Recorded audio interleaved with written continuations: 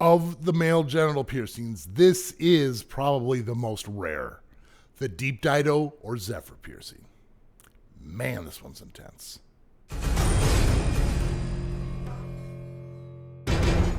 Now, if you've seen my video on Dydoe piercings, you know that the Dydoe goes through the coronal ridge of the head of the penis. Now, the Deep Dydoe or Zephyr pretty much is much longer, much deeper, extending all the way to the head of the penis.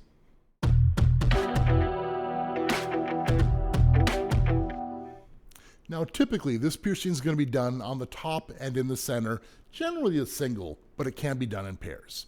Now, as we're doing this piercing, if you're looking at the penis from the side like this, the ridge of the head is going to hit the base here, and with a curved barbell, you're going to extend almost all the way to the tip. Now, these can also be done on the sides, and if they're on the sides, depending on your anatomy, you probably won't have more of a straight barbell. Now, this piercing is going to be done typically with a curved barbell, and you have to have room for swelling, and then you're going to want to downsize once you're all healed up.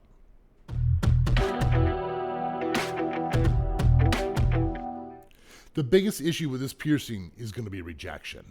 With a piercing this deep, a lot of times the piercing will migrate. It might even push all the way out of the body, leaving a huge, huge scar. Now, normally for male genital piercings, we're going to be using a larger gauge, maybe minimum of 10 gauge, sometimes even up to an 8 or a 6. Now, in this case, we definitely want to use a 14 gauge.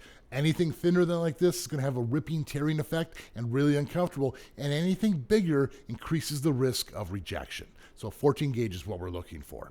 Now, if it seems like it's rejecting, take it out. Now, the other issue that people have with this piercing is being sexually active too soon. This pretty much goes with all genital piercings. You need to be healed all the way up before you're sexually active.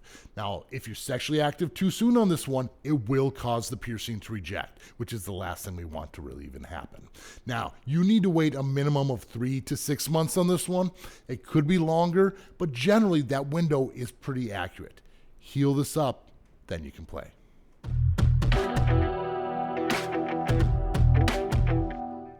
Now, I mentioned earlier that this is intense. Let's check out the pain-o-meter.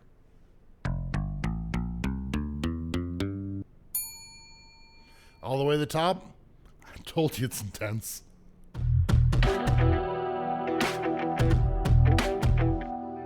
So I'm going to go with like medium on this one. I'm not a super huge fan, but I'm not completely against it either. Now the thing is extremely painful with an extreme high chance of rejection, which is pretty disappointing. If you can imagine going through that, I can't. Now, have you guys ever been disappointed by a piercing before? Let me know in the comments. Now, if you enjoy videos like this, make sure you're subscribed, hit the like button, and of course, keep putting holes in your body. We'll see y'all in the next video.